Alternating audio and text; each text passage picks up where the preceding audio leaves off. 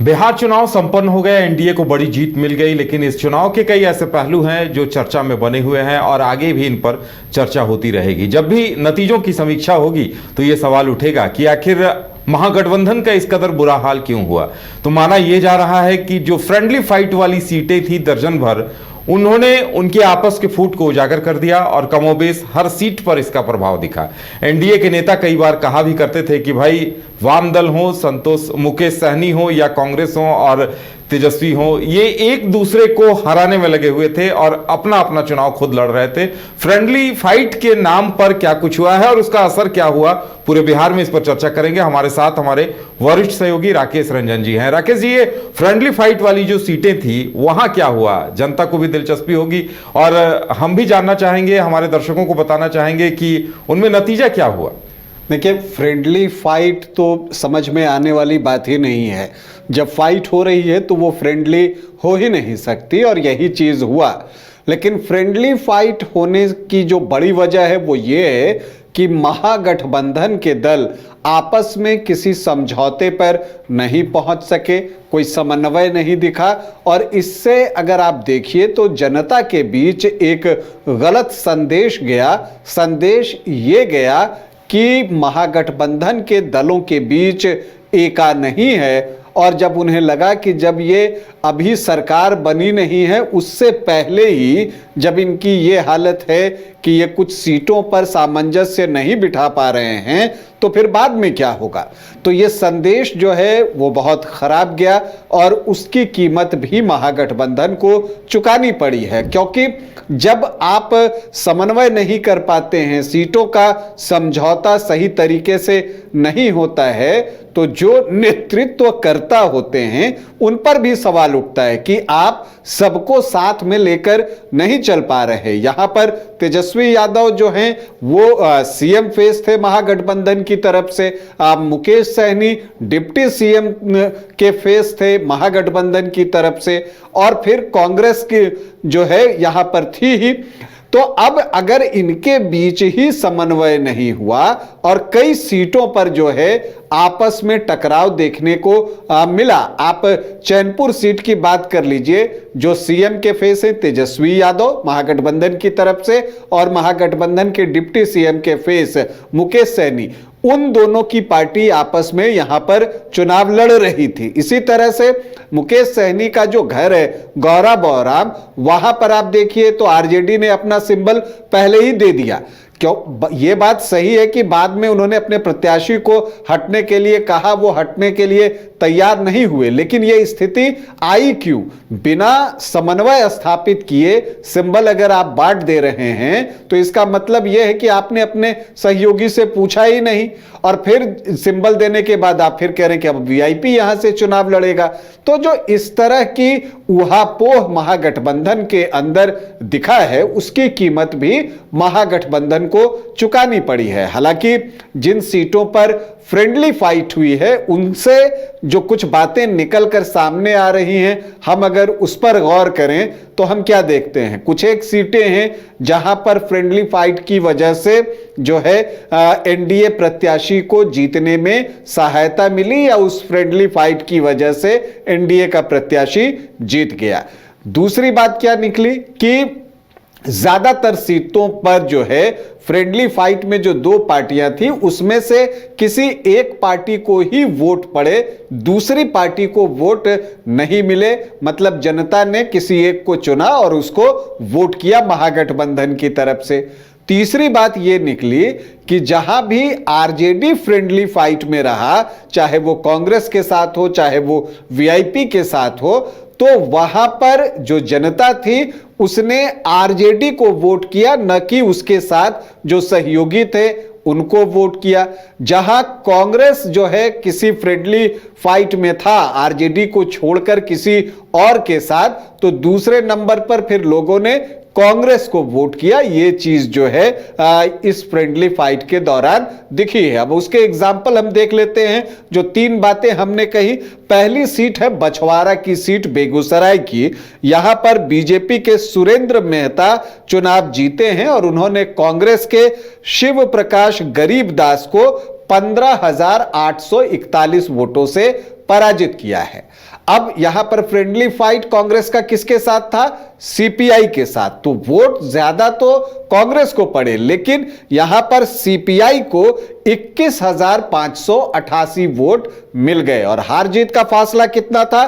15,841। तो यहां पर अगर सीपीआई के वोट पूरी तरह से कांग्रेस को ट्रांसफर हो जाते तो कांग्रेस प्रत्याशी यहां चुनाव जीत सकते थे। तो फ्रेंडली फाइट की वजह से बछवाड़ा की सीट जो है वो महागठबंधन को गंवानी पड़ी। अब देखिए बाकी सीटों की भी हम चर्चा कर लें।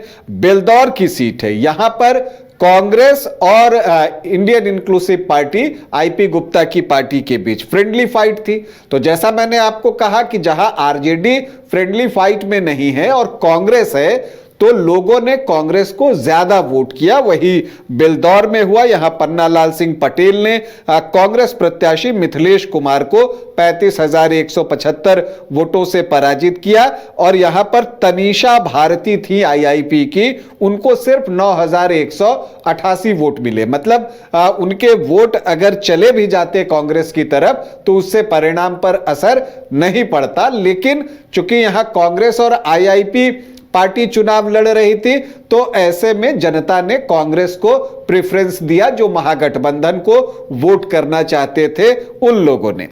बिहार शरीफ में कांग्रेस और सीपीआई के बीच फ्रेंडली फाइट थी।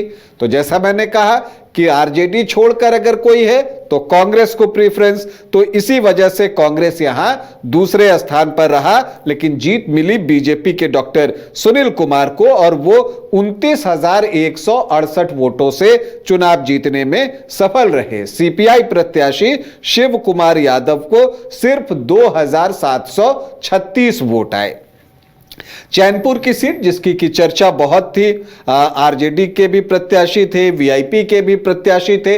वीआईपी के तो प्रदेश अध्यक्ष यहां से चुनाव लड़ रहे थे, बाल गोविंद बिंद, और आरजेडी की तरफ से बृजकिशोर बिंद थे जो भाजपा से आए हुए थे, और मोहम्मद जमा खान जेडीयू के जो प्रत्याशी हैं वो यहां से चुनाव लड़ रहे थे। तो अब यहां पर देखिए ऐसे आपको लगेगा चूंकि आरजेडी था तो जो जनता महागठबंधन को वोट कर रही थी उसने आरजेडी को ही वोट किया ज्यादा, लेकिन बाल गोविंद बिंद को 5,128 वोट आए। हालांकि हार जीत का मार्जिन 8,362 वोट था। तो अगर ये वोट उधर चले भी जाते तब भी जमा खान जीत जाते। लेकिन यहां जो एक संदेश गलत गया और जो वोटर्स जो हैं फ्लोटिंग वोटर्स होते हैं, आखिरी मोमेंट पर तय करते हैं कि किधर जाने हैं किधर जाना है, तो उनको तो ये लग गया कि ये आपस में ही लड़ रहे हैं, हम किसको वोट दें। जो कंफ्यूज थे फ्लोटिंग वोटर्स उन्होंने जो है जमा खान को वोट कर दिया और इसलिए यहां का परिणाम भी इस तरह का आया है। गौराबौराम में तो पूरा ड्रामा ही हुआ था। वहां पर आरजेडी प्रत्याशी को सिंबल दे दिया गया अफजल अली खान को, और फिर बाद में वीआईपी को यह सीट दे दी गई। संतोष सहनी, मुकेश सहनी के भाई चुनावी मैदान में उतर गए और फिर जो है तेजस्वी यादव संतोष सहनी के लिए वोट मांग रहे थे और कह रहे थे मेरे प्रत्याशी को आप वोट मत दीजिए। लेकिन जब मुकेश सहनी को लगा कि अब कुछ नहीं हो सकता और इससे मुस्लिम वोटरों में एक नाराजगी हो सकती है, तो उन्होंने अपने भाई को पीछे ले लिया। चुनाव प्रचार समाप्त होने के बाद तो अब एक दिन में आप बात को कहां तक पहुंचाएंगे, तो नतीजा तो यही आना था। यहां पर एक क्लोज फाइट हुई है। सिर्फ 5,669 वोटों से सुजीत कुमार बीजेपी प्रत्याशी जीते हैं, अफजल अली खान हारे हैं। तो अगर मान लीजिए कि यहां ये उहापोह की स्थिति नहीं होती और एका बनाकर चुनाव लड़ा होता तो गौराबौराम का भी परिणाम बदल सकता था। कहलगांव में रजनीश भारती थे, झारखंड के मंत्री संजय यादव के बेटे, और प्रवीण सिंह कुशवाहा कांग्रेस से थे। तो जहां आरजेडी चुनाव लड़ रहा था और कांग्रेस भी था तो लोगों ने आरजेडी को वोट किया। मतलब असली महागठबंधन लोग आरजेडी को ही समझ रहे थे महागठबंधन के समर्थक। तो यहां पर रजनीश भारती को जो है 80,655 वोट मिले और प्रवीण सिंह कुशवाहा को सिर्फ 10,000 वोट जो है वो आए। तो इससे कुछ परिणाम पर असर पड़ना नहीं था। बड़े मार्जिन से जो है यहां पर शुभानंद मुकेश जीते हैं, 50,000 से ज्यादा का मार्जिन है। फिर राजापाकड़ की सीट थी, यहां पर देखिए कांग्रेस और सीपीआई दोनों चुनाव लड़ रहे थे। तो जो महागठबंधन के समर्थक थे उन्होंने ज्यादा कांग्रेस को वोट किया, सीपीआई को सिर्फ 12,990 वोट आए। लेकिन यहां पर महेंद्र राम जेडीयू के प्रत्याशी थे, वो चुनाव जीतने में सफल रहे। सिकंदरा में प्रफुल्ल कुमार मांझी हम सेकुलर के प्रत्याशी थे, तो यहां पर जो फ्रेंडली फाइट थी उसमें कांग्रेस और आरजेडी के प्रत्याशी थे उदय नारायण चौधरी, और महागठबंधन में आरजेडी को यहां पर वोट पड़ा और विनोद चौधरी को सिर्फ 1,803 वोट मिले। तो तब भी जो है यहां प्रफुल्ल मांझी 23,907 वोटों से चुनाव जीत गए। सुल्तानगंज में यहां पर आरजेडी से चंदन सिन्हा थे और कांग्रेस से ललन कुमार थे। तो अल्टीमेटली जो है यहां पर ललित नारायण मंडल जेडीयू प्रत्याशी चुनाव जीते 31,136 वोटों से, और यहां पर ललन कुमार जो कांग्रेस प्रत्याशी थे उनको सिर्फ 2,754 वोट मिले, मतलब 2,500 से कुछ ज्यादा। वैशाली में सिद्धार्थ पटेल पिछली बार बड़ी मुश्किल से जीते थे, इस बार बहुत आसानी से जीते। वजह यह थी कि यहां भी फ्रेंडली फाइट थी, अजय कुशवाहा आरजेडी से थे और संजीव सिंह कांग्रेस से थे। तो यहां पर ज्यादा वोट अजय कुशवाहा को गए, वोटों में बंटवारा भी हुआ। संजीव सिंह को 20,000 से कुछ ज्यादा वोट आए, लेकिन सिद्धार्थ पटेल 32,590 वोटों से जीत गए, क्योंकि दोनों तरफ के वोटर्स में एक कंफ्यूजन था। जो भूमियार वोटर्स थे उनको लग रहा था कि संजीव सिंह मुकाबले में हैं या नहीं हैं, तो जब उनको कुछ समझ में नहीं आया तो उन्होंने जेडीयू को वोट कर दिया। इसी तरह से जो कुशवाहा वोटर्स थे वो आकलन कर रहे थे, तो उनमें से कुछ जो है उन्होंने जेडीयू को वोट कर दिया और इसका फायदा सिद्धार्थ पटेल को मिला और बड़े मार्जिन से वो चुनाव जीतने में सफल रहे। नरकटियागंज में दीपक यादव थे आरजेडी से और शाश्वत केदार पांडे थे कांग्रेस से। फ्रेंडली फाइट यहां पर भी, और यहां पर जो है संजय कुमार पांडे ने 26,458 वोटों से जीत हासिल की, लेकिन यह कांग्रेस प्रत्याशी को सिर्फ 5,388 वोट मिले। तो जहां भी आरजेडी का प्रत्याशी रहा, जो महागठबंधन के समर्थक थे उन्होंने आरजेडी को ही वोट किया है।